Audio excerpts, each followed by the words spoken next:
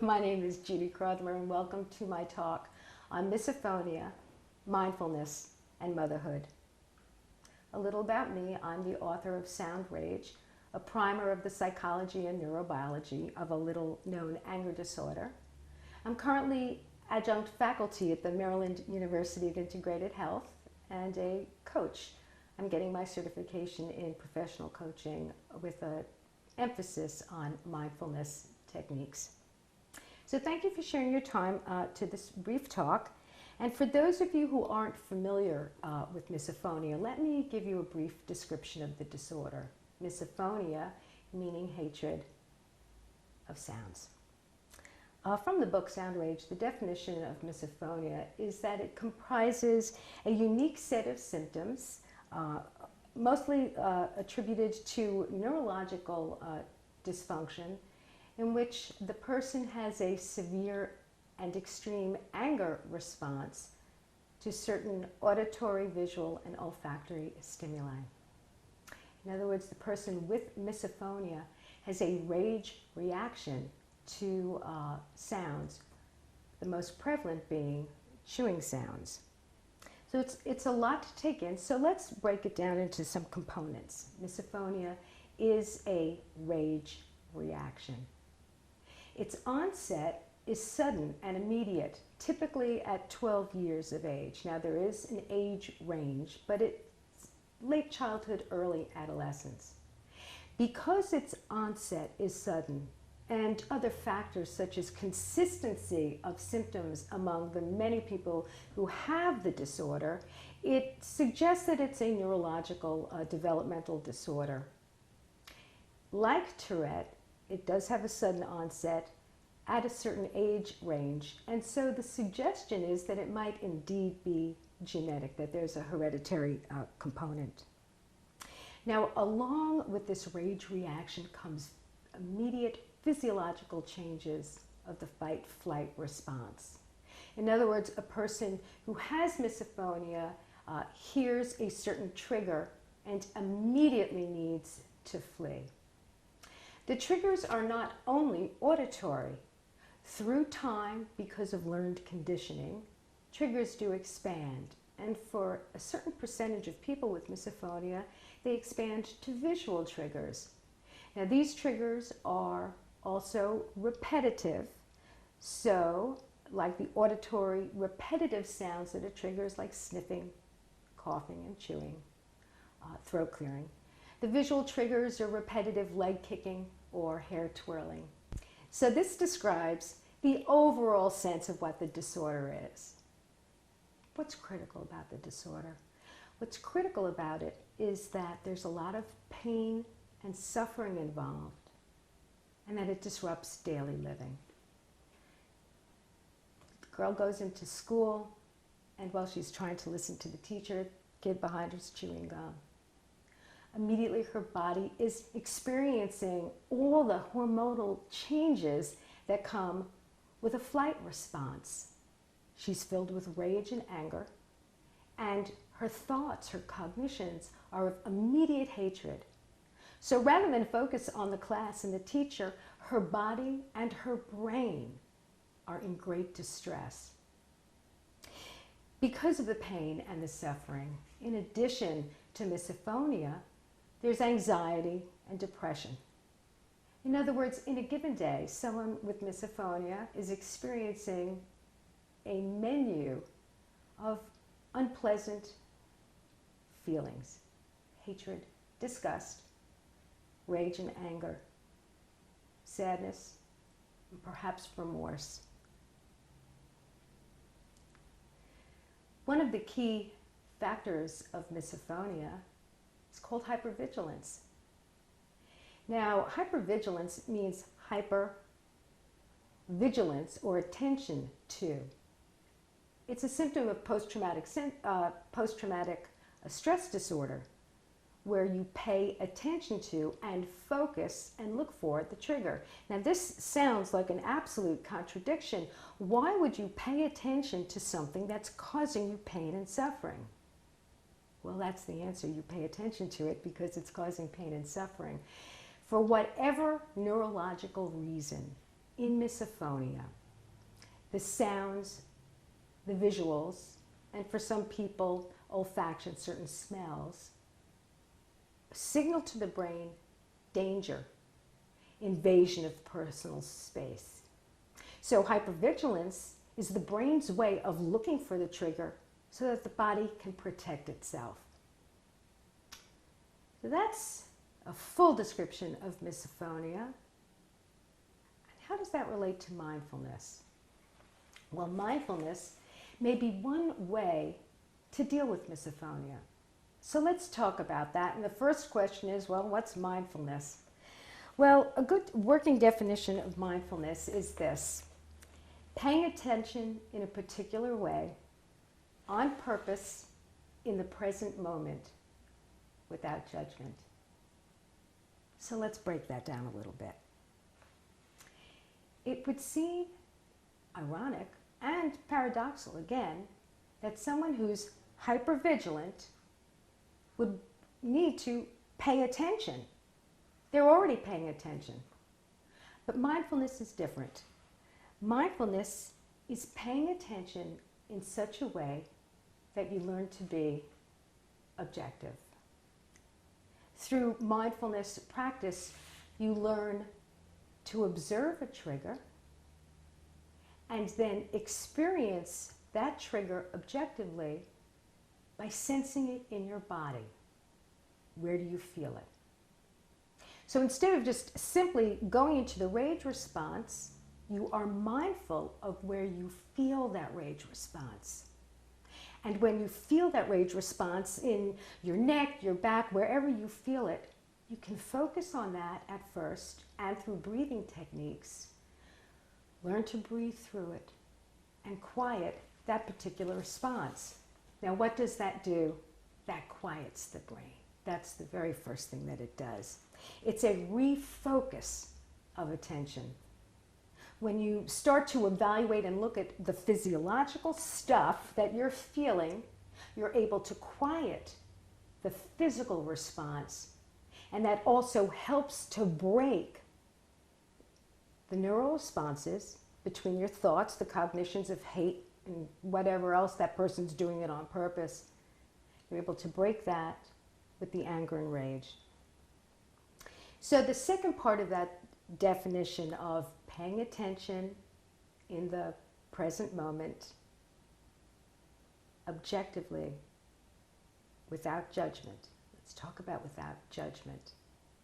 How do we look at something non-judgmentally or objectively?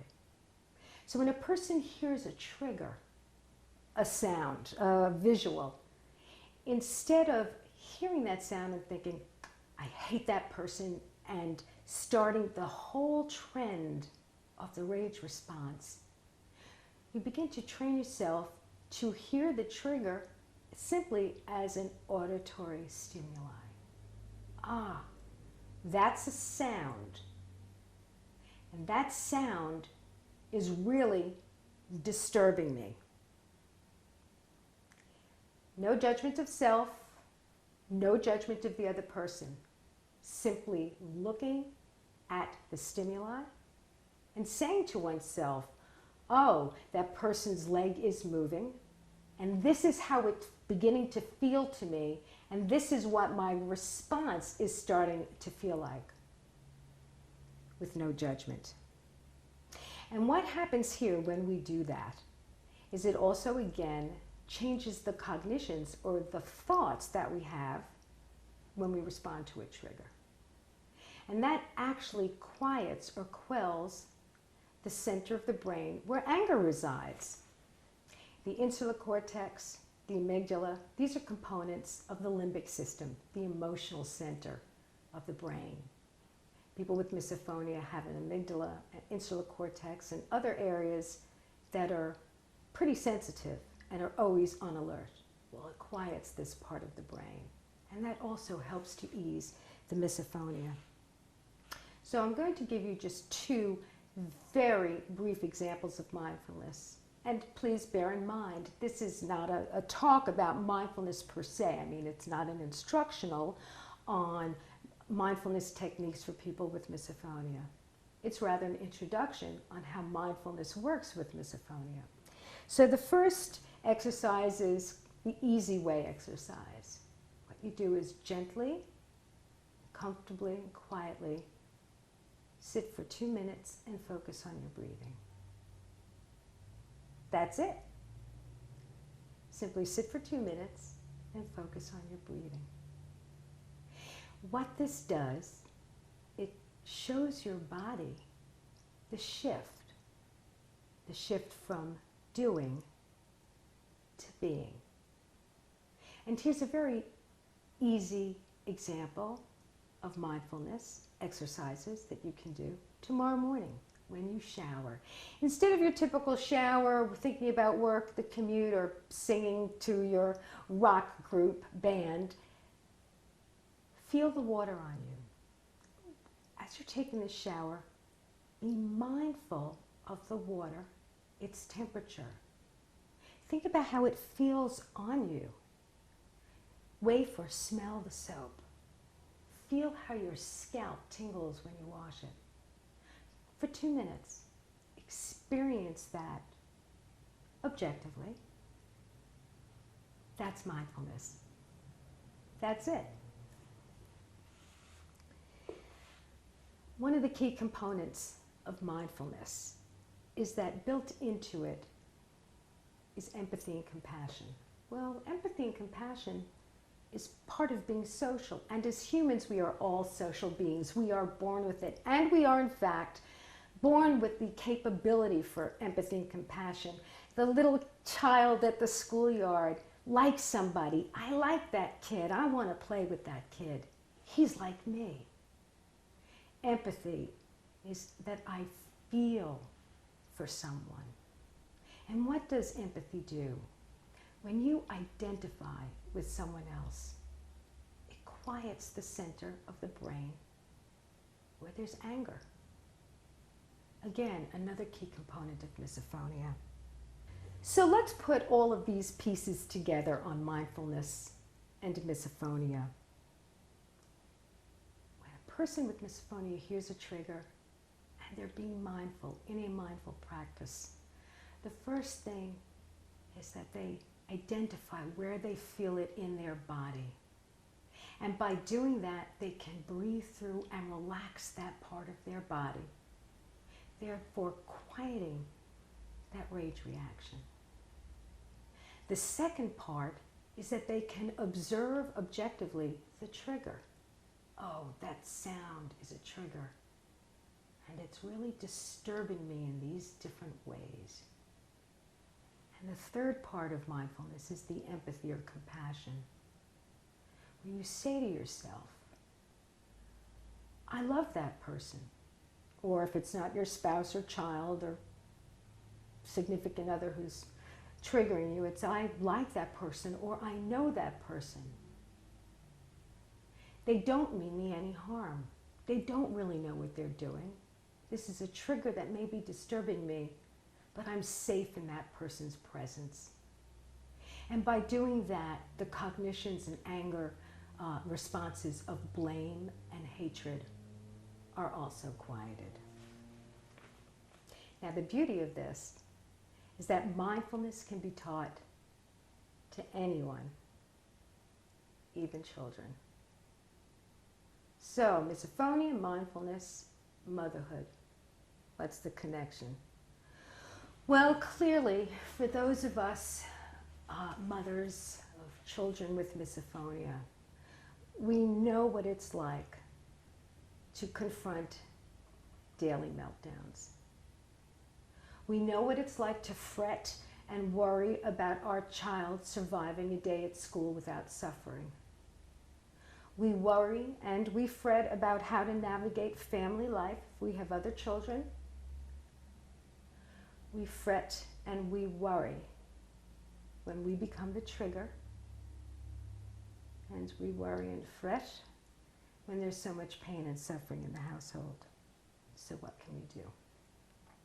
Well, again, first and foremost, we can teach our children mindfulness, and we can teach empathy and compassion.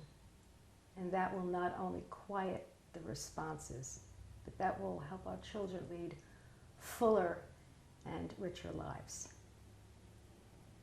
And for us as mothers, we need mindfulness too. We need to learn mindfulness to help us reduce the pain and suffering that we have that comes from so much fretting and worrying and guilt. So first, let me address the guilt. I'm here to tell you that there is nothing you could have said and nothing that you could have done that would have altered the course of the onset of the disorder. It is what it is. Regardless of cigarettes, caffeine, a cesarean, it doesn't matter. There is nothing you could have said and nothing you could have done that would have changed misophonia's onset. It is what it is. So let's address the worrying. Another practice of mindfulness that we can tell ourselves, and which is true, is this: our children are perfect just the way they are. With motherhood, we do worry our child is spending too much time alone. Our child seems so terrifically unhappy. Our child is spending too much time on Facebook. We have a vision for our children. It's our vision. Our children are perfect just the way they are. They will learn how to cope. They will find ways throughout their life to use their misophonia to navigate the world. And if it isn't a gift to them, learning compassion and empathy and learning how to navigate their life will simply turn out to be as successful as it turns out to be, regardless of our anxieties and our worries. Misophonia is a disorder and it is a challenge, but it is not a death sentence. Our children will be successful. They will get educated. They will find someone that they can live with, and they will find joy.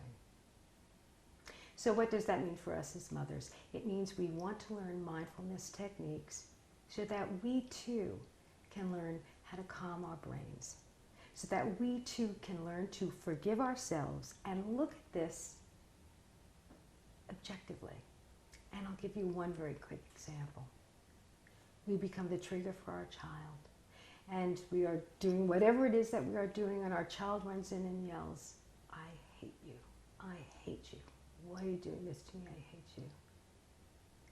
And when we're practiced at mindfulness, what we can do is look at this objectively, and instead of feeling the guilt and the pain, we know that our child is just talking out and it is not us. We can stay the calmness in the storm, and we can stay centered, and we can breathe, and we can learn to best serve our children through our own mindfulness, and in turn, we can best serve ourselves.